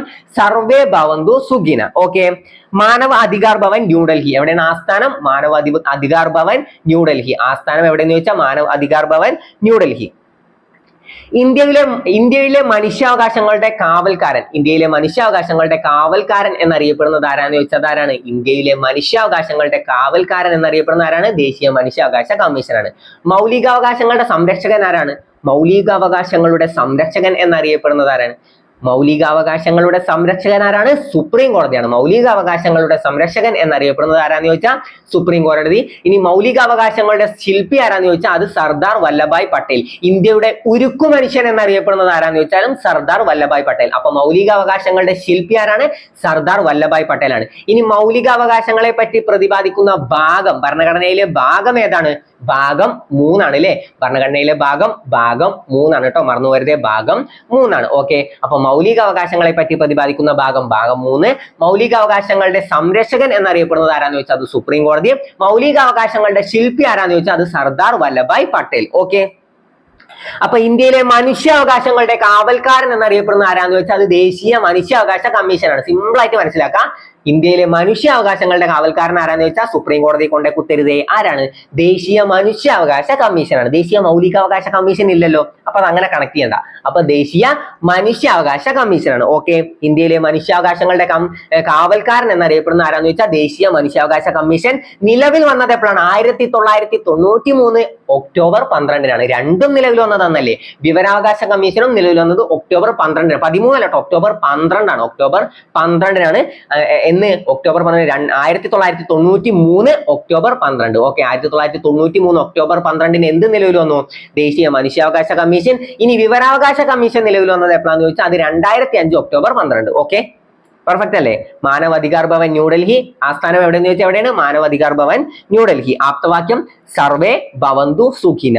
ഓക്കെ, ആദ്യ ചെയർമാൻ വളരെ ഇമ്പോർട്ടന്റ് ആണ്, വളരെയേറെ ഇമ്പോർട്ടന്റ് ആണ്. ആരാണ്? ജസ്റ്റിസ് രംഗനാഥ് മിശ്രയാണ്. മനുഷ്യാവകാശ കമ്മീഷന്റെ ആദ്യ ചെയർമാൻ ആരാന്ന് ചോദിക്കും. ഉറപ്പാണ് ചോദ്യം, പ്രതീക്ഷിച്ചിട്ട് പോയാൽ മതി. അത്ര ഇമ്പോർട്ടൻസ് കൊടുത്തിട്ട് തന്നെ പഠിച്ചു. ദേശീയ മനുഷ്യാവകാശ കമ്മീഷന്റെ ആദ്യ ചെയർമാൻ ആര് എന്ന് ചോദിച്ചാൽ ജസ്റ്റിസ് രംഗനാഥ് മിശ്ര, അല്ലെങ്കിൽ ഇപ്പോഴത്തെ അധ്യക്ഷൻ ആര് എന്ന് ചോദിച്ചാൽ ജസ്റ്റിസ് അരുൺ കുമാർ മിശ്ര. അപ്പൊ രണ്ട് മിശ്ര. ഓക്കെ, രണ്ട് മിശ്ര എന്ന് വെച്ച് കണക്ട് ചെയ്താൽ മതി. ആദ്യത്തെ മിശ്ര, അവസാനത്തെ മിശ്ര. അവസാനത്തെ മിശ്ര ഇപ്പൊ നിൽക്കുന്നു, ആദ്യത്തെ മിശ്ര അപ്പൊ നിൽക്കുന്നു. ആരാണ്? ആദ്യം രംഗനാഥ് മിശ്ര, ഇപ്പോ അരുൺ കുമാർ മിശ്ര. ഓക്കെ, അപ്പൊ മനുഷ്യാവകാശ കമ്മീഷന്റെ ആദ്യ ചെയർമാൻ ആരാന്ന് ചോദിച്ചാൽ ജസ്റ്റിസ് രംഗനാഥ് മിശ്ര. ജസ്റ്റിസ് രംഗനാഥ് മിശ്രയാണ് മനുഷ്യാവകാശ കമ്മീഷന്റെ ആദ്യ അധ്യക്ഷൻ. ഇപ്പോഴത്തെ അധ്യക്ഷൻ ആരാന്ന് ചോദിച്ചാൽ അത് അരുൺ കുമാർ മിശ്ര. രണ്ട് മിശ്രയാണ്, മാറിപ്പോരുതേ. അപ്പൊ മനുഷ്യാവകാശ കമ്മീഷൻ മിശ്ര. ഓക്കെ, മനുഷ്യാവകാശം മിശ്ര. ഓക്കെ, അപ്പൊ ആദ്യ ചെയർമാൻ ആരാന്ന് ചോദിച്ചാൽ അതാരാണ്? ജസ്റ്റിസ് രംഗനാഥ് മിശ്ര. ഇപ്പോഴത്തെ ചെയർമാൻ ആരാന്ന് ചോദിച്ചാൽ ജസ്റ്റിസ് അരുൺ കുമാർ മിശ്ര. ചെയർമാനെയും മറ്റ് അംഗങ്ങളെയും നിയമിക്കുന്നത് ആരാണ്? രാഷ്ട്രപതിയാണ്. നിയമിക്കുന്നതും നീക്കം ചെയ്യുന്നതും രാഷ്ട്രപതിയാണ് കേട്ടോ. ആരാണ്? രാഷ്ട്രപതിയാണ്. ഓക്കെ, ഇനി കേരള സംസ്ഥാന മനുഷ്യാവകാശ കമ്മീഷൻ. അതിനു മുമ്പ് ഒന്നും കൂടി റിപ്പീറ്റ് ചെയ്ത് വരാം. ദേശീയ മനുഷ്യാവകാശ കമ്മീഷൻ. ഇന്ത്യയിലെ മനുഷ്യാവകാശങ്ങളുടെ കാവൽക്കാരൻ എന്ന് ആര് എന്ന് ചോദിച്ചാൽ ദേശീയ മനുഷ്യാവകാശ കമ്മീഷനാണ്. നിലവിൽ വന്നത് എപ്പോഴാന്ന് ചോദിച്ചാൽ 1993-ലാണ്. എപ്പോഴാണ് നിലവിൽ വന്നത്? 1993 ഒക്ടോബർ 12. എപ്പോഴാണ് നിലവിൽ വന്നത്? 1993 ഒക്ടോബർ 12. എപ്പോ നിലവിൽ വന്നു? 1993 ഒക്ടോബർ 12. എന്നാണ് വിവരാവകാശ നിയമം നിലവിൽ വന്നത്? 2005 ഒക്ടോബർ 12. ഓക്കെ, രണ്ടും ഒക്ടോബർ 12-ആണ്. ഓക്കെ, അപ്പൊ ദേശീയ മനുഷ്യാവകാശ കമ്മീഷന്റെ ആദ്യ അധ്യക്ഷൻ ആരാ? ആദ്യ ചെയർമാൻ ആരാണ്? ജസ്റ്റിസ് രംഗനാഥ് മിശ്ര. ഇപ്പോഴത്തെ അധ്യക്ഷൻ ആരാന്ന് ചോദിച്ചാൽ അരുൺ കുമാർ മിശ്ര. ഓക്കെ, എവിടെയാണ് ആസ്ഥാനം? മാനവ് അധികാർ ഭവൻ ന്യൂഡൽഹി. ഓക്കെ, അതും കിട്ടുന്നുണ്ടല്ലോ. അപ്പൊ എല്ലാ ഭാഗവും പഠിച്ചു പോവാ. ഇന്ത്യയിൽ മനുഷ്യാവകാശങ്ങളുടെ കാവൽക്കാരൻ എന്നറിയപ്പെടുന്നത് ദേശീയ മനുഷ്യാവകാശ കമ്മീഷനാണ്. ചെയർമാനെയും ദേശീയ മനുഷ്യാവകാശ കമ്മീഷന്റെ ചെയർമാനെയും മറ്റംഗങ്ങളെയും നിയമിക്കുന്നത് ആരാന്ന് ചോദിച്ചാൽ അത് രാഷ്ട്രപതിയാണ് കേട്ടോ. സംസ്ഥാന മനുഷ്യാവകാശ കമ്മീഷന്റെയാണ് ചോദിക്കുന്നതെങ്കിൽ അത് ഗവർണറാണ്. നീക്കം ചെയ്യുന്നത് രാഷ്ട്രപതിയാണ്. സംസ്ഥാന മനുഷ്യാവകാശ കമ്മീഷനിലെ അംഗങ്ങളെ നിയമിക്കുന്നത് ഗവർണറാണ്. നീക്കം ചെയ്യുന്നത് രാഷ്ട്രപതിയാണ്. ഓക്കെ, ഇനി കേരള സംസ്ഥാന മനുഷ്യാവകാശ കമ്മീഷൻ 1998 ഡിസംബർ 11. 1998 ഡിസംബർ 11-നാണ് കേരള സംസ്ഥാന മനുഷ്യാവകാശ കമ്മീഷൻ നിലവിൽ വരുന്നത്. എപ്പോഴാണ്? 1998 ഡിസംബർ 11 കേരള സംസ്ഥാന മനുഷ്യാവകാശ കമ്മീഷൻ നിലവിൽ വരുന്നത് എപ്പോഴാന്ന് ചോദിച്ചാൽ എപ്പോഴാണ്? 1998 ഡിസംബർ 11. 1998 ഡിസംബർ 11-ന്. ഇനി ദേശീയ മനുഷ്യാവകാശ കമ്മീഷനോ അതെപ്പോഴാണ്? 1993 ഒക്ടോബർ 12. ഓക്കെ, രണ്ടും ഓക്കെ അല്ലേ? കേരള സംസ്ഥാന മനുഷ്യാവകാശ കമ്മീഷൻ നിലവിൽ വന്നത് എപ്പോഴാന്ന് ചോദിച്ചാൽ 1998 ഡിസംബർ 11. ഓക്കെ, ആസ്ഥാനം തിരുവനന്തപുരമാണ്. ഓക്കെ, ആസ്ഥാനം എവിടെയാണ്? തിരുവനന്തപുരം. അറിയാലോ, തിരുവനന്തപുരമാണ്. ഓക്കെ, ആദ്യ chairman justice M Pareeth Pillai. Justice M Pareeth പിള്ളയാണ് ആദ്യ ചെയർമാൻ. ഇപ്പോൾ ആരാന്ന് ചോദിച്ചാൽ ജസ്റ്റിസ് അലക്സാണ്ടർ തോമസ് ആണ്. ജസ്റ്റിസ് അലക്സാണ്ടർ തോമസ് ആണ് ഇപ്പോഴത്തെ ചെയർമാൻ. നിയമിക്കുന്നത് ആരാണ്? ഗവർണറാണ്. നീക്കം ചെയ്യുന്നത് ആരാന്ന് ചോദിച്ചാൽ അതാരാണ്? അത് രാഷ്ട്രപതിയാണ്. നിയമിക്കുന്നത് ഗവർണർ, നീക്കം ചെയ്യുന്നത് ആരാന്ന് ചോദിച്ചാൽ അത് രാഷ്ട്രപതി. നിയമിക്കുന്നത് ആരാണ്? ഗവർണർ. നീക്കം ചെയ്യുന്നത് ആരാന്ന് ചോദിച്ചാൽ അത് രാഷ്ട്രപതി. ഓക്കെ, അപ്പൊ കേരള സംസ്ഥാന മനുഷ്യാവകാശ കമ്മീഷൻ നിലവിൽ വന്നത് എപ്പോഴാണ്? 1998 ഡിസംബർ 11-നല്ലേ? 1998 ഡിസംബർ 11-ന് നിലവിൽ വന്നു. ഇനി ദേശീയ മനുഷ്യാവകാശ കമ്മീഷൻ നിലവിൽ വന്നത് എപ്പോഴാണ്? രണ്ടും ശ്രദ്ധിച്ചു വായിക്കണം. ആദ്യം ദേശീയ മനുഷ്യാവകാശ കമ്മീഷൻ അല്ലേ നിലവിൽ വരിക? അതെപ്പോഴാണ്? 1993-ലേ വന്നു. 1993 ഒക്ടോബർ 12. ഇനി കേരള സംസ്ഥാന മനുഷ്യാവകാശ കമ്മീഷൻ ആണ് ചോദിക്കുന്നതെങ്കിൽ എപ്പോഴാണ്? 1998 ഡിസംബർ 11. ഓക്കെ, പെർഫെക്റ്റ് അല്ലേ? പിന്നെ നമ്മൾ എന്തൊക്കെ പഠിച്ചു? കേരള സംസ്ഥാന മനുഷ്യാവകാശ കമ്മീഷന്റെ ആസ്ഥാനം തിരുവനന്തപുരമാണ്. ആദ്യ ചെയർമാൻ എം പരീത് പിള്ള അല്ലെ. ആദ്യ ചെയർമാൻ ആരാന്ന് വെച്ചാൽ ജസ്റ്റിസ് എം പരീത് പിള്ള. ഇപ്പോൾ ആരാന്ന് വെച്ചാൽ ജസ്റ്റിസ് അലക്സാണ്ടർ തോമസ്. ഓക്കെ. നിയമിക്കുന്നത് ആരാ? സംസ്ഥാനത്ത് നിയമിക്കുന്നത് ആരാന്ന് വെച്ചാൽ അത് ഗവർണറും പിന്നെ നീക്കം ചെയ്യുന്നത് ആരാന്ന് വെച്ചാൽ രാഷ്ട്രപതി. അവിടെ രണ്ടു രാഷ്ട്രപതിയാണ് അല്ലെ. ദേശീയ തലത്തിൽ ആരാന്ന് വെച്ചാൽ രണ്ടും രാഷ്ട്രപതിയാണ്. ഓക്കെ. ഇനി മാറിപ്പോലല്ലോ. ഇനി നമുക്ക് അടുത്തത് നീതി ആയോഗ് പഠിക്കാം. ഞാൻ എപ്പോഴും റിപ്പീറ്റ് ചെയ്ത് പറയുന്ന കാര്യമാണ്, നിങ്ങൾ കറണ്ട് അഫയേഴ്സ് പഠിക്കുമ്പോൾ എന്തായാലും നീതി ആയോഗ് പഠിച്ചിരിക്കണം. അത്രയേറെ ഇമ്പോർട്ടൻസ് ആയിട്ട് ഞാൻ പറഞ്ഞതാണ്. കറണ്ട് അഫയേഴ്സ് നിങ്ങൾ ഏത് രീതിയിൽ പഠിക്കണം എന്ന് ഞാൻ പറഞ്ഞിരുന്നു. കറണ്ട് അഫയേഴ്സിനായിട്ട് നിങ്ങൾ സമയം കളയരുതെന്ന് ഞാൻ പറഞ്ഞിരുന്നു. കറണ്ട് അഫയേഴ്സിൽ ഏതൊക്കെയാണ് നിങ്ങൾക്ക് ഇമ്പോർട്ടന്റ് ആയിട്ട് പഠിക്കേണ്ടി വരിക എന്ന് ഞാൻ പറഞ്ഞിരുന്നു. ഏത് രീതിയിൽ നിങ്ങൾ കറണ്ട് അഫയേഴ്സിന് സമയം കളയണം എന്നും ഞാൻ പറഞ്ഞു തന്നതാണ്. ഓക്കെ. അപ്പൊ അതിൽ ഇമ്പോർട്ടന്റ് ആയിട്ടുള്ള ഒരു കാര്യമാണ് നീതി ആയോഗ് അല്ലെ. നീതി ആയോഗ്. ഓക്കെ. എപ്പോഴാണ് നീതി ആയോഗ് നിലവിൽ വന്നത്? 2015 ജനുവരി 1-നാണ്. നമ്മൾ കഴിഞ്ഞ ക്ലാസ്സിൽ പറഞ്ഞതല്ലേ, ആസൂത്രണ കമ്മീഷൻ പറയുമ്പോൾ നമ്മൾ പറഞ്ഞതാണ്. എപ്പോഴാണ് ആസൂത്രണ കമ്മീഷൻ നിലവിൽ വന്നത്? ആസൂത്രണ കമ്മീഷൻ നിലവിൽ വന്നപ്പോഴാന്ന് വെച്ചാൽ 1950 മാർച്ച് 15 അല്ലെ. 1950 മാർച്ച് 15-നാണ് ആസൂത്രണ കമ്മീഷൻ നിലവിൽ വന്നത്. ആദ്യ ചെയർമാൻ ആരാ? ആസൂത്രണ കമ്മീഷന്റെ ആദ്യ ചെയർമാൻ ആരാന്ന് വെച്ചാൽ ജവഹർലാൽ നെഹ്റു ആണ്. ആദ്യ അധ്യക്ഷൻ ജവഹർലാൽ നെഹ്റു. ഉപാധ്യക്ഷൻ ആരാന്ന് ചോദിച്ചാൽ അത് ഗുൽസാരിലാൽ നന്ദ. അത് മാറിപ്പോരുതേ. അതിന് പകരമായിട്ട് നിലവിൽ വന്നതല്ലേ നീതി ആയോഗ് അല്ലെ. അപ്പൊ എപ്പോഴാണ് നിലവിൽ വന്നത്? 2015 ജനുവരി 1-നാണ്. ഇനി അതിനു മുമ്പ് വരെ ഏതുണ്ടായിരുന്നു? ആസൂത്രണ കമ്മീഷൻ ഉണ്ടായിരുന്നു. അപ്പൊ ആസൂത്രണ കമ്മീഷനിലെ അവസാന അധ്യക്ഷൻ ആരാന്ന് ചോദിച്ചാൽ നരേന്ദ്രമോദിയാണ് അല്ലെ. എപ്പോഴും അധ്യക്ഷൻ ആരാവും? അത് പ്രധാനമന്ത്രിയാവും. അധ്യക്ഷൻ എപ്പോഴും പ്രധാനമന്ത്രിയാവും. അത് മനസ്സിലാക്കി വെച്ചാൽ തന്നെ നമുക്ക് കിട്ടുവേ. എന്താണ്? 1950 മാർച്ച് 15-നാണ് ആസൂത്രണ കമ്മീഷൻ നിലവിൽ വന്നത്. ഓക്കെ. അതിലെ ആദ്യ അധ്യക്ഷൻ ആരാന്ന് ചോദിച്ചാൽ അത് ജവഹർലാൽ നെഹ്റു ആണ്. ആദ്യ ഉപാധ്യക്ഷൻ ആരാന്ന് ചോദിച്ചാൽ അത് ഗുൽസാരിലാൽ നന്ദ അല്ലെ. ആദ്യ ഉപാധ്യക്ഷൻ ആരാണ്? ഗുൽസാരിലാൽ നന്ദയാണ്. ഇനി അവസാന അധ്യക്ഷൻ ആരാന്ന് ചോദിക്കും. അവസാനം എപ്പോഴാണ്? 2015 നീതി ആയോഗ് വരും. അപ്പൊ അതിന്റെ മുമ്പും ഇവിടെ ആരുണ്ടായിരുന്നു? നരേന്ദ്രമോദി ഉണ്ടായിരുന്നു. 2015 ഇത് വരുന്നതിന് മുമ്പ് അവിടെ ആരുണ്ടായിരുന്നു? നരേന്ദ്രമോദിയും ഉണ്ടായിരുന്നു. അപ്പൊ അവസാന അധ്യക്ഷൻ ആരാന്ന് ചോദിച്ചാൽ ആരാണ്? നരേന്ദ്രമോദി അല്ലേ. അങ്ങനെ കണക്ട് ചെയ്തൂടെ? ഇനി അടുത്തത് നീതി ആയോഗ് നിലവിൽ വരുമ്പോൾ അവിടെ പ്രധാനമന്ത്രി ആരാ? നരേന്ദ്രമോദിയാണ്. അധ്യക്ഷൻ എപ്പോഴും ആരാവും? പ്രധാനമന്ത്രി. നീതി ആയോഗിന്റെയും എപ്പോഴും അധ്യക്ഷൻ ആരാന്ന് ചോദിച്ചാൽ അത് പ്രധാനമന്ത്രിയാണ്. അപ്പൊ നീതി ആയോഗിന്റെ ആദ്യ അധ്യക്ഷൻ ആരാണ്? നരേന്ദ്രമോദി അല്ലെ. ആദ്യ അധ്യക്ഷൻ ആരാന്ന് ചോദിച്ചാൽ നരേന്ദ്രമോദി. ആദ്യ ഉപാധ്യക്ഷൻ ആരാന്ന് ചോദിച്ചാൽ അരവിന്ദ് പനഗരിയ. ഓക്കെ. അത് നമുക്ക് പഠിക്കാട്ടോ. അപ്പൊ എപ്പോ നിലവിൽ വന്നു? 2015 ജനുവരി 1-നാണ് നീതി ആയോഗ് നിലവിൽ വന്നത്. എപ്പോഴാണ് നിലവിൽ വന്നത്? കറണ്ട് അഫയർ ആണ്, പഠിച്ചിട്ട് പോണേ. 2015 ജനുവരി 1 ആ വർഷം തുടങ്ങല്ലേ. അപ്പൊ 2015 അത് അങ്ങോട്ട് നിലവിൽ വന്നു. അത്ര പഠിച്ചാൽ പോരെ. ജനുവരി 1-നാണ് ആ വർഷം തുടങ്ങുന്നത്. അപ്പൊ 2015 ജനുവരി 1-ന് നീതി ആയോഗ് നിലവിൽ വന്നു. നീതി ആയോഗിന്റെ ഫുൾ ഫോം പഠിക്കണ്ടേ? National institution for transforming India അല്ലെ. National institution for transforming India വായിക്കുന്നില്ലേ? National institution for transforming India Aayog എന്നാണ് നീതി ആയോഗിന്റെ ഫുൾ ഫോം. നാഷണൽ ഐ എന്താണ്? Institution for transforming transforming India.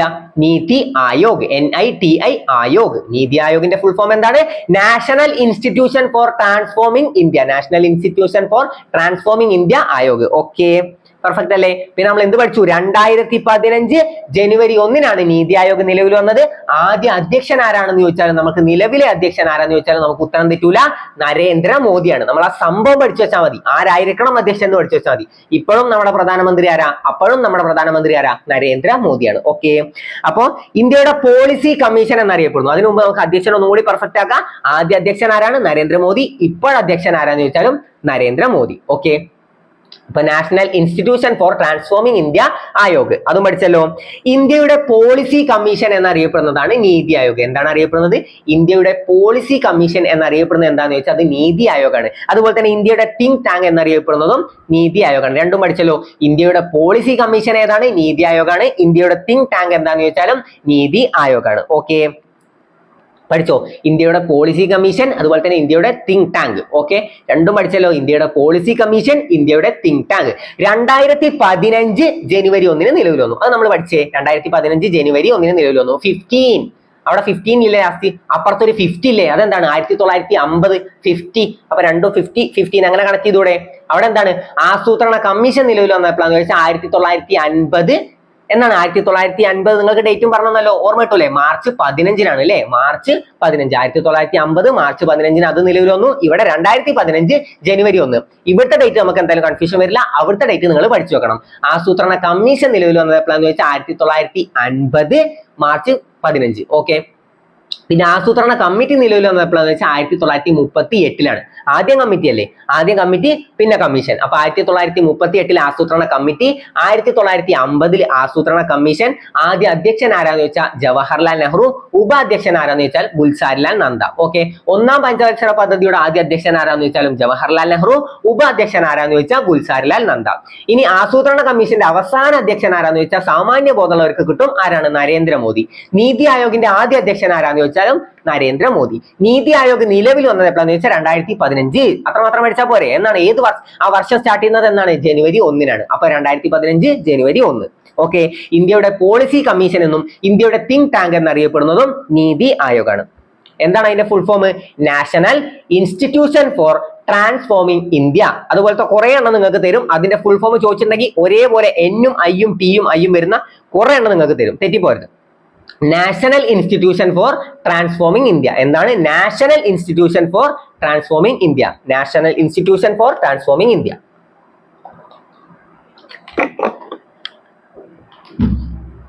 National institution for transforming India നിലവിൽ വന്നത് 2015 ജനുവരി 1. ആദ്യ അധ്യക്ഷൻ ആരാന്ന് വെച്ചാൽ അത് നരേന്ദ്രമോദി. ആദ്യ ഉപാധ്യക്ഷൻ ആരാന്ന് വെച്ചാൽ അരവിന്ദ് പനഗരിയ. ഇന്ത്യയുടെ പോളിസി കമ്മീഷൻ എന്നും ഇന്ത്യയുടെ തിങ്ക് ടാങ്ക് എന്നും അറിയപ്പെടുന്നത് ഏതാന്ന് വെച്ചാൽ നീതി ആയോഗ്.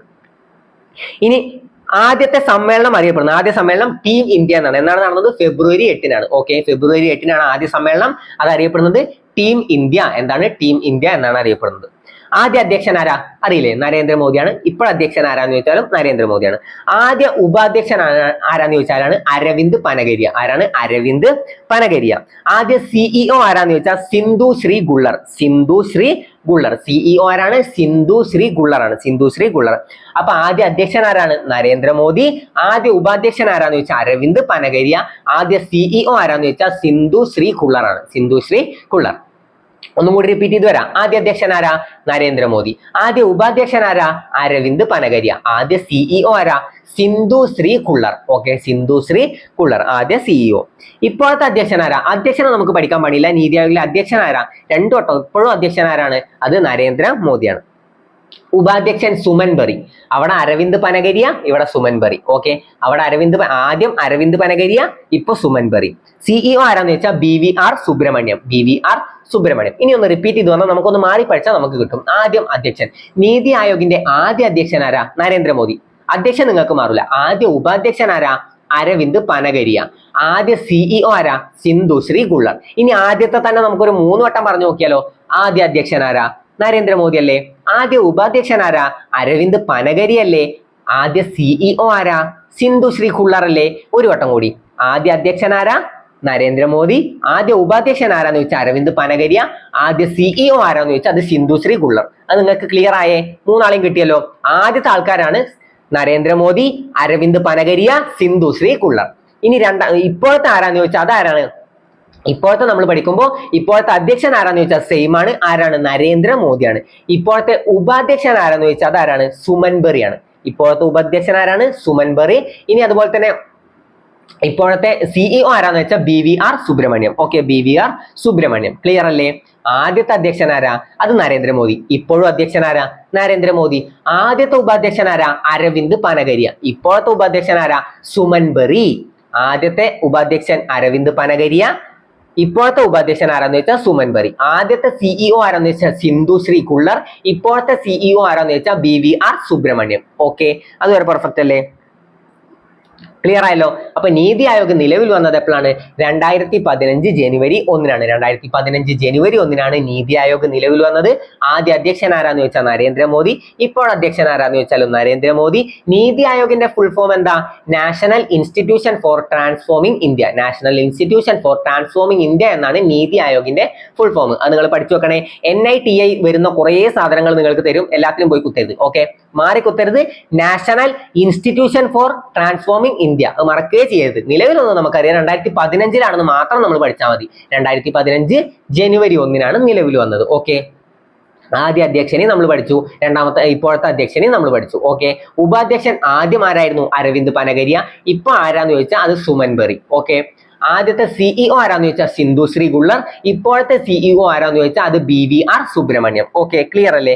എല്ലാ ഭാഗവും ക്ലിയർ ആവുന്നുണ്ടല്ലോ? അപ്പൊ എല്ലാം പെർഫെക്റ്റ് ആയിട്ട് തന്നെ പഠിച്ചിട്ട് പോവാ. എല്ലാ ഭാഗവും ഒന്നുകൂടി ഒന്ന് റിവൈസ് ചെയ്യാം. ഞാൻ നിങ്ങളോട് പറഞ്ഞ കാര്യം മറക്കരുത്, ഇന്നത്തെ വീഡിയോയിൽ ഇത് കാണുന്ന ഏതൊരു മനുഷ്യരും എന്തായാലും കമന്റ് ചെയ്തിരിക്കണം. 2024 LGSന് എന്തായാലും ചോദിക്കാനുള്ള ഒരു ചോദ്യം, ഒന്നല്ല എത്ര ചോദ്യങ്ങൾ വേണമെങ്കിലും നിങ്ങൾക്ക് കമന്റ് ചെയ്യാം. ഓരോ കമന്റ് ആയിട്ട് ഇടണം ഓരോ ചോദ്യങ്ങളും, കാരണം അതിന് റിപ്ലൈ വരാനുള്ളതാണ്. അപ്പൊ അതിനത്രയും നല്ല നല്ല ചോദ്യങ്ങൾ ഇടുക കേട്ടോ. നല്ല എന്തായാലും വരാൻ സാധ്യതയുള്ള ചോദ്യങ്ങൾ തന്നെ നിങ്ങൾ സെലക്ട് ചെയ്തിടുക. അപ്പൊ അതിനൊക്കെ റിപ്ലൈ ആയിട്ട് നിങ്ങൾ അതും കൂടി ചെയ്യണം. നിങ്ങൾ ചോദ്യങ്ങൾ ഇട്ടാൽ മാത്രം പോരാ, കാണുന്ന ചോദ്യങ്ങൾക്കൊക്കെ ഉത്തരം റിപ്ലൈ ആയിട്ട് നൽകണം. അപ്പൊ അവിടെ നിങ്ങൾക്ക് ഒരു റിവിഷൻ പ്രോസസ്സും ആവും, നിങ്ങൾക്ക് നല്ല മൈൻഡിൽ കയറാൻ നിങ്ങൾക്ക് അത് നല്ല എഫക്റ്റീവ് ആവും. അപ്പൊ ആ രീതിയിൽ പഠിച്ചു പോവുക. അറിയാത്ത കാര്യങ്ങളാണെങ്കിൽ ആൻസർ ചെയ്യണ്ട, ഒന്ന് വായിച്ചു നോക്കുക, അത് പഠിക്കലും ചെയ്യാം. ഓക്കെ, വായിച്ചതൊന്ന് പഠിക്കലും ചെയ്യാം. നിങ്ങൾ ഒരിക്കലും ക്വസ്റ്റ്യൻ അതിൽ ഇടുമ്പോൾ ആൻസർ ഇടരുത്. ആൻസർ ബാക്കിയുള്ളവർ ഇടട്ടെ. നിങ്ങളുടെ ക്വസ്റ്റ്യന്റെ ആൻസർ നിങ്ങൾ ഇടരുത്, മറ്റുള്ളവരുടെ ക്വസ്റ്റ്യന്റെ ആൻസർ നിങ്ങൾ എന്തായാലും ഇടണം. അപ്പൊ പ്രോസസ്സ് മനസ്സിലായല്ലോ? അപ്പൊ ആ രീതിയിൽ തന്നെ കണ്ടിന്യൂ ചെയ്ത് പോവാ. നമ്മൾ റിവിഷൻ മറക്കരുത്, ഓരോ ഭാഗവും എപ്പോഴും റിവിഷൻ ചെയ്ത് പോവാ. റിവിഷൻ ടെസ്റ്റ് ഒക്കെ അറ്റൻഡ് ചെയ്യുക, നിങ്ങളുടെ കോൺഫിഡൻസ് വർദ്ധിക്കും.